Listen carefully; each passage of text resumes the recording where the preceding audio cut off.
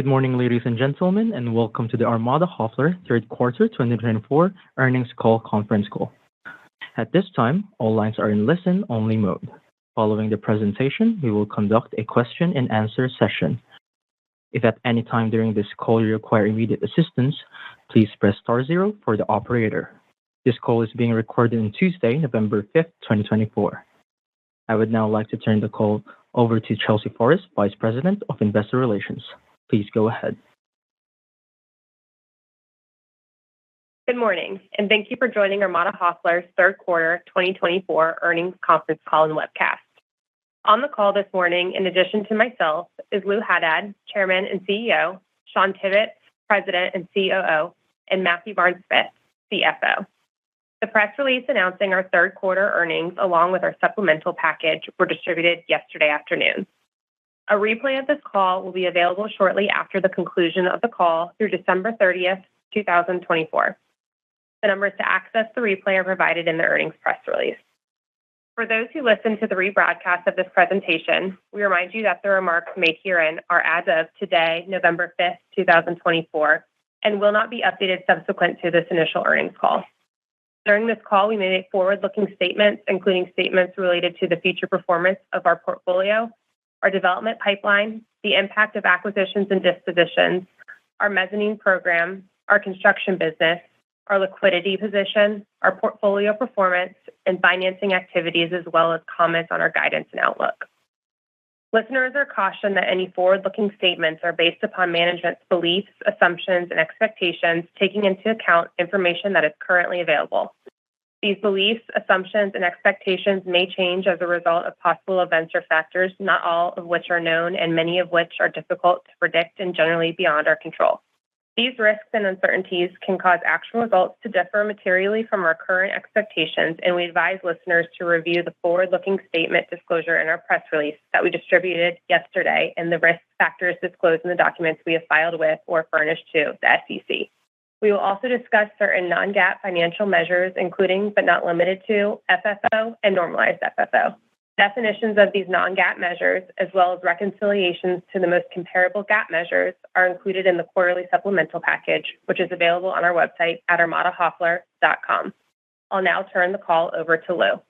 Good morning, everyone. Thank you for joining us today.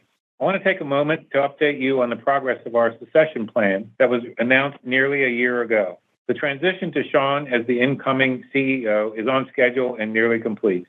Early next year, I will officially pass the torch, and I look forward to supporting Shawn, Matt, and the rest of the team as executive chairman.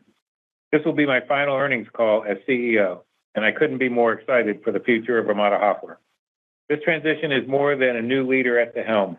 The company has been moving towards a stronger balance sheet, higher emphasis on property NOI growth, and less reliance on fee income than at any time since our IPO.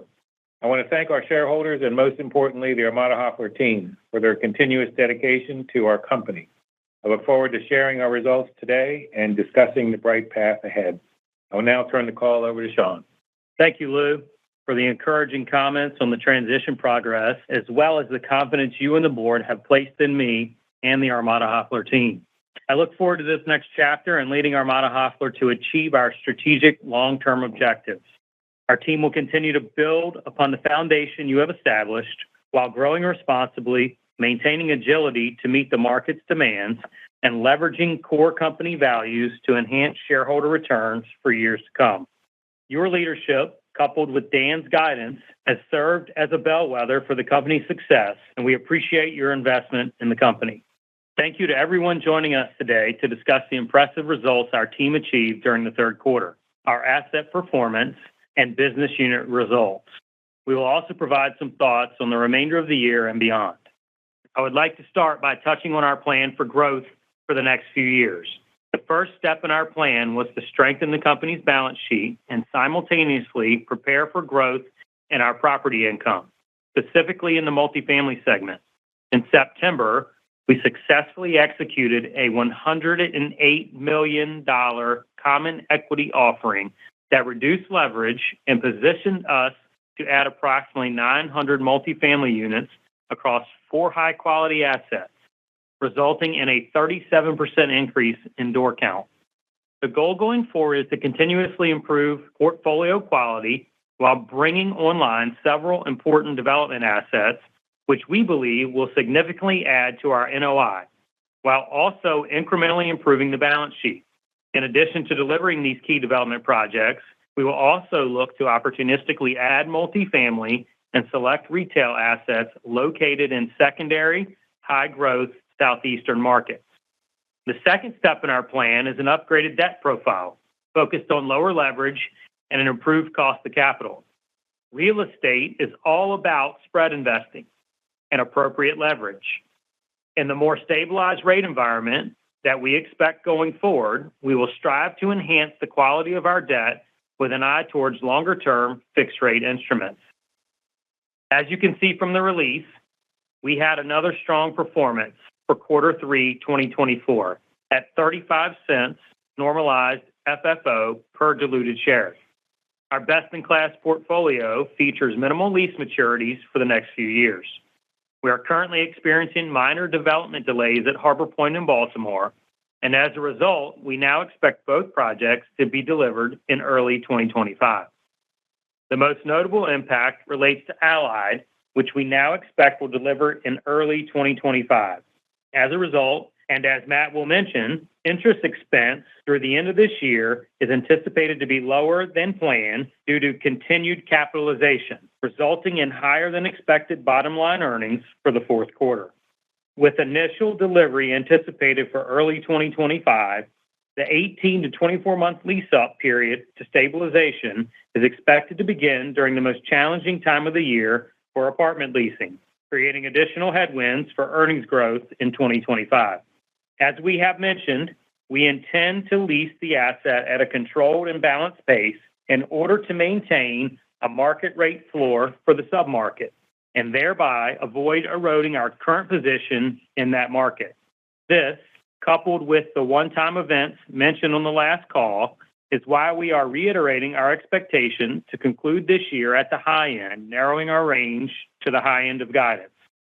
Let me remind you that we are in the midst of seeking to deliver several large-scale trophy assets that sit at the high end of their respective submarkets. Although development execution is inherently complicated, the degree of value creation is nothing short of impressive. At stabilization, we will have completed two major additions to the Mid-Atlantic region's highest quality development location, changing the skyline of a city with the finest properties in each class. We are focused on optimizing portfolio performance and pursuing disciplined capital allocation opportunities. While there are always challenges in delivering large developments or competing with new supply in multifamily, the operating environment across our sectors remains strong. We reported robust occupancy of 95%. As I said last quarter, consistently high occupancy and NOI on target are a result of strong leasing and our team's laser focus on optimizing the portfolio performance.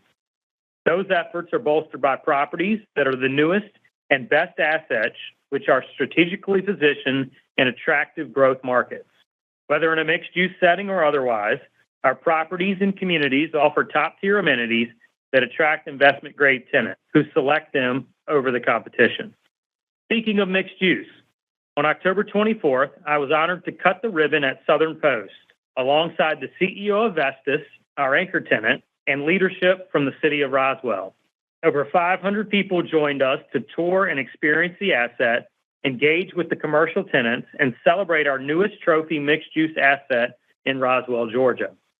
My remarks at the event emphasized that Southern Post truly embodies the live, work, play culture that defines the high-end Roswell market. The project is receiving an overwhelmingly positive response from the business community, and I couldn't be more proud to represent the company as we achieved this exciting milestone.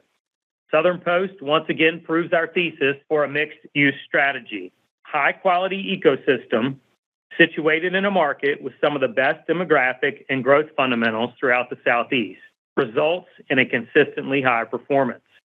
Let's quickly walk through the fundamentals across the property sectors. Consistent leasing, releasing, and rent growth is the key to value creation in the retail and office sectors. Our commercial properties maintained 95.6% occupancy while our teams executed 37 commercial leases for a total of approximately 275,000 square feet at spreads of 16.7% on a GAAP basis. Our high-quality office product remains well leased and in high demand at 95% occupied, with significant opportunities to add to the income stream in the coming weeks and months. The stabilized assets within the portfolio continue to exhibit strength, while the tenant credit profile remains strong. As we have proven over the past few years, our office product continues to perform well, with the occupancy currently sitting at 94.4%. Remember that 95% of our office ABR sits in mixed-use communities. These ecosystems provide locations for employers to attract their workforce and future talent, resulting in demand for the trophy space. I'll conclude the office comments by saying that we are and have been at 95% occupancy, with minimal vacancy and near-term rollover, while others are celebrating incrementally moving toward the high 80s and low 90s.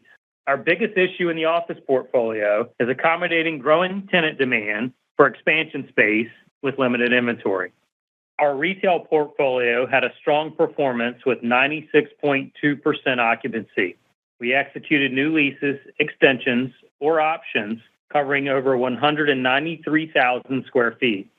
Regarding the 2 Bed Bath & Beyond vacancies in the portfolio, I am pleased to report that as of today, we have executed a lease with a national retailer to fully backfill one and are negotiating leases to substantially backfill the other.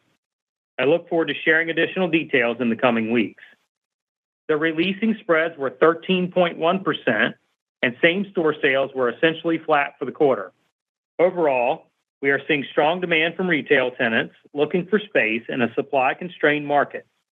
That said, we have not lost sight of the renewals and releasing required to remain at this level of occupancy.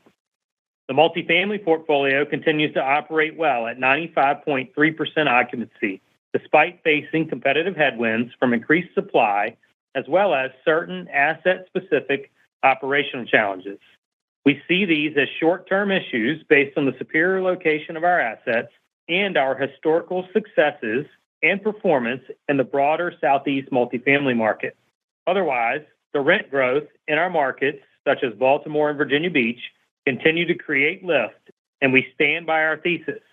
Well-located, amenitized, and high-quality assets outperform the competition within the submarkets. We received questions on asset recycling as a means of raising capital and would like to take a minute to address our posture on strategic capital allocation. To be clear, we constantly analyze all options available for the best possible capital allocation decisions. In today's dynamic real estate market, disciplined investing is essential for optimizing portfolio performance and driving long-term value creation. Given increased investor demand for stable retail assets, opportunities to accretively recycle capital into higher growth assets within the retail segment, or reallocate capital out of retail and into multifamily are more possible today than they have been in recent years. That said, we ultimately need to review all options in order to grow the firm and accomplish our long-term objectives mentioned a few minutes ago, increasing the quality of the income stream and balance sheet, but also achieving the incremental reduction in our relative cost of capital as we achieve scale. Before we conclude, I want to take a moment to express my gratitude to the Armada Hoffler team. Your hard work, dedication, and resilience have been pivotal to the company and its success. Thank you for your commitment to excellence. I'm honored to work alongside each of you as we move forward into the next phase of Armada Hoffler. I want to say thank you to all of our investors, pre-existing and new, for your investment and confidence in our company. I will now turn the call to Matt. Good morning, and thank you, Sean. For the third quarter of 2024, we reported normalized FFO of 35 cents per diluted share and FFO of 14 cents per diluted share. These results are in line with our expectations. This quarter, we announced that Stifel Financial Corp agreed to lease 35,000 square feet of office space at Wills Wharf in Harbor Point. In order to accommodate Stifel's relocation, we negotiated an early termination of the existing office tenant's lease and in the process recognized a significant non-reoccurring termination fee that increased NOI for the quarter. We are looking forward to our new tenant Stifel moving into that space in the first quarter of 2025, demonstrating that high-quality, well-located real estate stays occupied regardless of the market conditions. The variance between FFO and normalized FFO during the quarter is due to the change in fair market value of our derivatives, reflecting a more constructive macroeconomic rate environment. With this quarter's strong performance, we maintain our estimate that we will achieve the top end of our guidance range, which has narrowed, eliminating some of the downside as we move into the final quarter of the year. As our development projects in Harbor Point and Roswell are completed and the delivery of these assets are finalized, we may experience some movement in the timing of capitalized interest, reducing our guidance range for interest expense. Pushing these projects into next year means we will continue to capitalize the interest rather than recognizing it as a current expense. Each of our operating segments produced robust results this quarter, with occupancy slightly increasing to above 95% across the portfolio. The construction management segment posted $3.4 million of gross profit in line with our estimates. We are on track to achieve our guidance midpoint for this segment, a significant all-time high for that subsidiary. We expect that this segment's financial performance will return closer to its historical levels in the high single digits next year, placing some expected downward pressure on earnings growth. Looking specifically at the portfolio performance, all three segments posted positive releasing spreads. The retail segment achieved 13.1% GAAP spread, with the office segment achieving 18.5% GAAP spread. These results were 7.8% and 0.8% on a cash basis, respectively. Our multifamily portfolio reported a combined trade-out spread of 1.8% for the quarter, consistent with the 2.0% reported last quarter. Renewal spreads on apartment leases remained strong at 4.9% for the third quarter, consistent at 4.7% for the month of October. New lease trade-outs did see some pressure in the third quarter, reporting negative 0.6%. This is mainly due to one asset, the Everly in Gainesville, Georgia, currently competing with some very aggressive incentives on products working towards stabilization. We expect that this will return to more normalized levels in the next 12 months as the supply and demand equation in that market reverts to its historical equilibrium. Our portfolio same-store NOI growth was negative 1.0% on a GAAP basis and negative 3% on a cash basis. The office segment was a standout performer this quarter, posting 6.1% GAAP and negative 0.5% cash same-store growth, excluding the termination fee mentioned previously.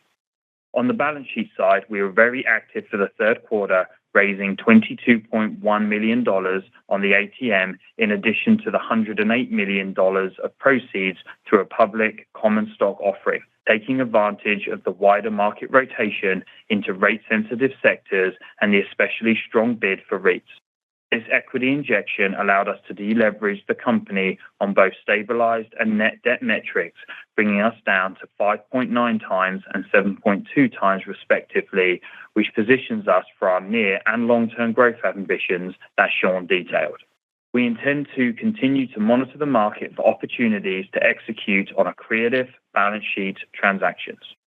We used the proceeds of our ATM sales and our common stock offering to pay 3 loans on Chronicle Mill, the Premier Apartments, and Market at Mill Creek, with the remainder paying down our line of credit. We are pleased with the execution of the equity activities, which set a foundation for another step in our balance sheet transformation towards higher quality, long-term, fixed-rate debt. As stated last quarter, we intend to maintain and benefit from our investment-grade credit rating. We remain vigilant within the debt private placement market, and when rates and spreads reach our desired window, we are ready to execute. Thank you again to everyone who has joined the call. As I said earlier, this is my last earnings call as a CEO. I want to take a minute to express my gratitude to all who have been a part of our company over the years. From Rob Stevenson, who has been with us since the IPO, newer analysts who have worked diligently to cover the company, and our investor base that has supported the story and the entire Armada Hoffler team for their unwavering dedication. It has been my honor. I look forward to supporting Sean and the leadership team as Executive Chairman as they propel the company forward. Operator, we are now ready for the question and answer session. Thank you.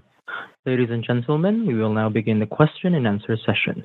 Should you have a question, please press the star button followed by the number 1 on your touch-tone phone. You will hear a prompt that your hand has been raised.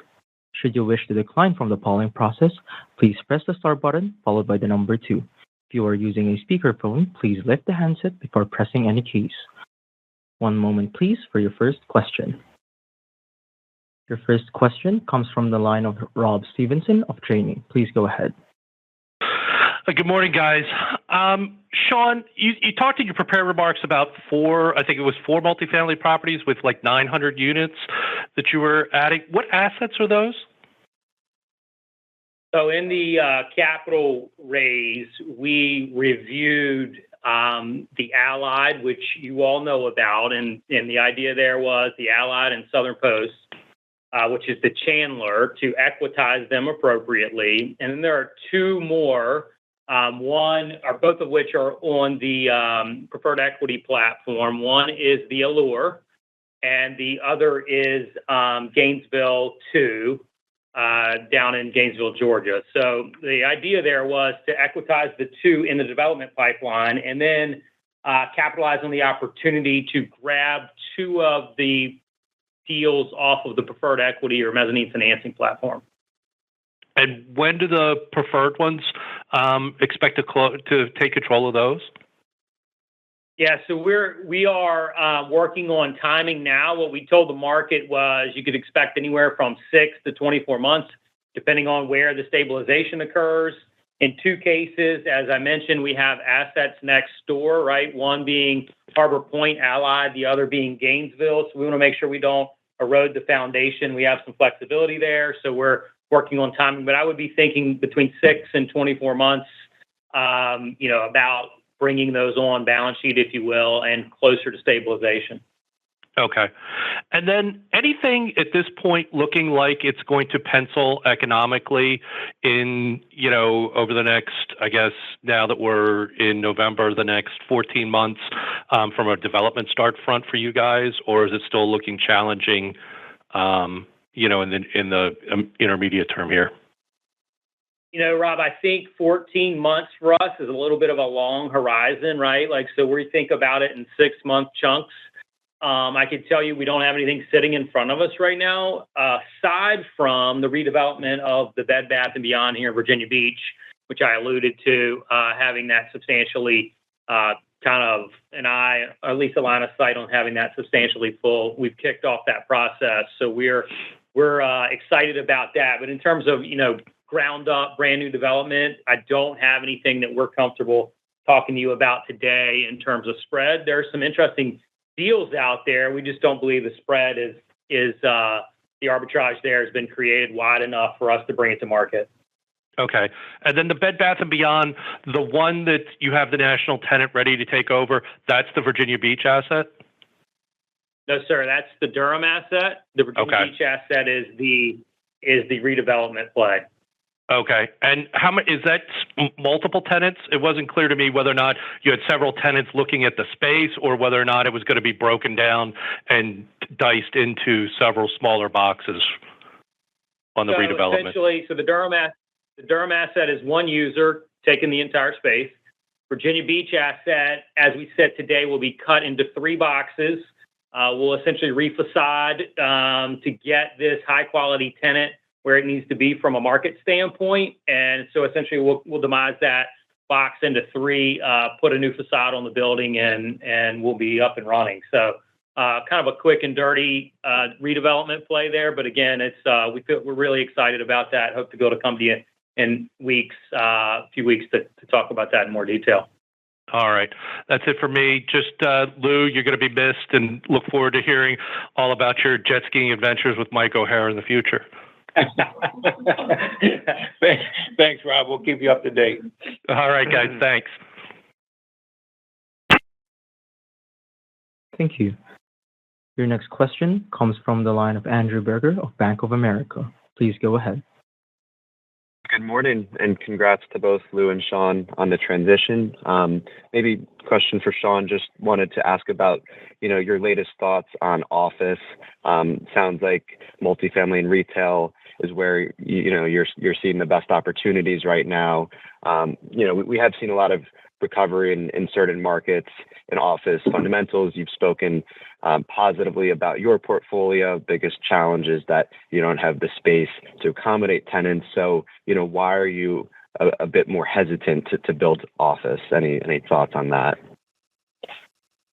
Yeah, I think at the end of the day, let's start by saying the third quarter same store was 6.1, as I mentioned, and the renewal spreads are 18.5, which is strong. We're at 95%, Andrew, and we have been at 95%. And I want to make sure that gets in this call again. I know I said it once, so I'll say it again.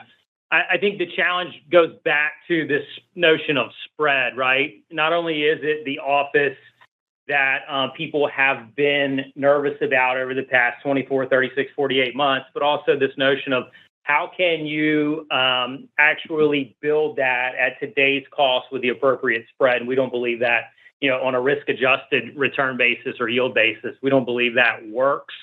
It's in the same basket as the rest. I will say that we still stand by our office product. Does that mean we want to run out and create some new office product? Not necessarily, not right now. We don't think it's the right timing. And so I would say that the broad answer is the spreads don't work on a risk-adjusted basis. 1, 2, we believe that we have the supply-demand equation leaning in our favor. So, that there are a bunch of considerations there. Product we do have, as you know, is Trophy, and we'll continue to market that and get, obviously, from the results, yield strong results as a result of that supply-demand equation. Got it. That's helpful. Maybe just to follow up, are you able to quantify in any way the spread that would be attractive across the different asset classes? Maybe how far off one is from another. Just curious what you're seeing today.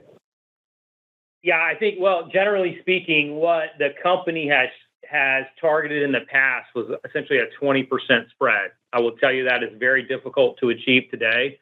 I think the answer to your question lies in the investor's mind, Andrew, because they're going to want a higher spread for an office than they are a multifamily, right? And at the end of the day, let's just use the 20%. We don't even believe you can get there as we sit today. So we're constantly evaluating opportunities, and as you would imagine, the office requires a much larger spread than, for instance, a multifamily. So we're not anywhere close to the kind of larger spreads on office. So I would say that's probably the last thing you'd see us do relative to our 3 product types. Got it. Well, appreciate the color. And maybe just one more from Matt on the balance sheet. Couple larger pieces of debt coming due starting in May, and then a few secured pieces in 26.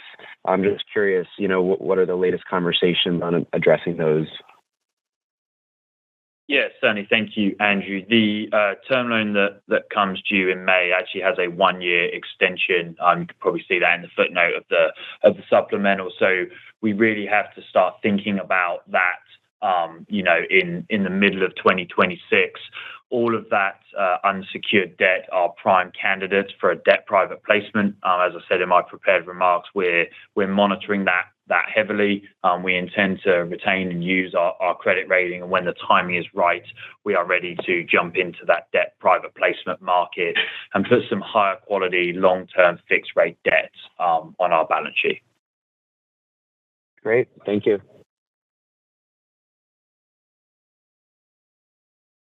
Thank you. Your next question comes from the line of Peter Abramovitz of Jefferies. Please go ahead. Yeah, thank you. And just to follow up on Matt's comments there, Matt, just kind of curious what you're seeing today in terms of spreads in the private placement market, where you think your cost of debt would be on sort of a 10-year issuance today, and then, where you would like to see it get to actually execute. Yes, Certainly. Good morning, Peter. Great question. The last time we looked at it a couple of weeks ago, we were being told by our advisors that we would be in around the 6.5% on a 10-year for the cost of debt on a 10-year, the 10-year plus our spread. I know the 10-year has actually increased since then, so it may have risen a little. We would like to be closer to 6%. Probably if we could get under 6%, that would be ideal, but closer to 6 would be more favorable for our window. Okay, that's helpful. And then I know you're not giving 25 guidance. Maybe you've talked about some of the moving pieces, but just in terms of organic growth in the same store portfolio, could you just talk about maybe some of the puts and takes we should be thinking about across the different property segments as we look to 25? Yes, certainly, Peter. So if we're looking across organic growth in the portfolio for next year, the biggest opportunities we have is at the Interlock asset in West Midtown, Atlanta. That's a fantastic asset, and the team have got a number of prospective tenants, both in the office and the retail space there that they're working on. What I think we would, kind of have everybody look at is the kind of unorganic growth. You have the Allied apartment leasing up. You have Southern Post coming, up to full stabilization, and obviously T Rowe Price are going to come in the T Rowe asset there at the beginning of next year. Yeah, I think I would add to that, Peter. We've had some interest, and I don't want to get too far over the skis here, but we had some interest in the office product that we're working on now. I got heads shaking around the table, and I think this is a game of Tetris for us. How do we best fit the pieces in, especially here in Virginia Beach, right? To Matt's point, got some opportunity down in the Southeast, but I think that's how we're thinking about growth. How do we take what limited inventory we have or vacancy we have and capitalize on that? We've got a couple of ideas there. So I think, for us, it's slow and steady wins the race at this point. And we're going to continue to create value on the margins there, if you will, I think is the appropriate way to say it. Okay, that's helpful. And then just one more on the financing market. I think some of the office REITs office assets starting to loosen up. Just curious what you're seeing sort of on that side, and potentially what that might mean for buyers if you are looking to monetize T Rowe as you get closer to stabilization. I think, Peter, I'll jump in really quick. Yeah, I think the sentiment is moving in the right direction. Our view is it's still pretty early, especially to be talking about trades. And so, Matt, I don't know if you want to add some color to that in the secured market space, but we actually, Peter, haven't looked into the secured financing. Obviously, as we talk about, we're trying to transition the balance sheet to kind of a higher quality debt. That doesn't mean that we wouldn't look at that when one of our office assets comes up for renewal. But the first office asset that we need to look at is the Constellation building, and that's a number of years out with its extension options. All right, that's all for me. Thanks. Thank you, Peter. Thank you. Once again, ladies and gentlemen, should you have a question, please press the star button followed by the number 1 on your touchtone phone. Should you wish to decline from the polling process, please press the star button followed by the number 2. There are no further questions Operator? At this time. I'd now like to turn the call back over. Yes, sir. I was just going to say, if there are no further questions, I just want to say to the team here at Armada Hoffler, Lou, thank you again for your leadership. To the investors and stakeholders on the phone with us, we really appreciate you taking the time to listen to the story, and look forward to some exciting news on the forefront. So thank you again, and have a nice rest of your morning. I'd now like to turn the call back. Ladies and gentlemen, this concludes your conference call for today. We thank you for participating and ask that please disconnect your lines. Thank you very much.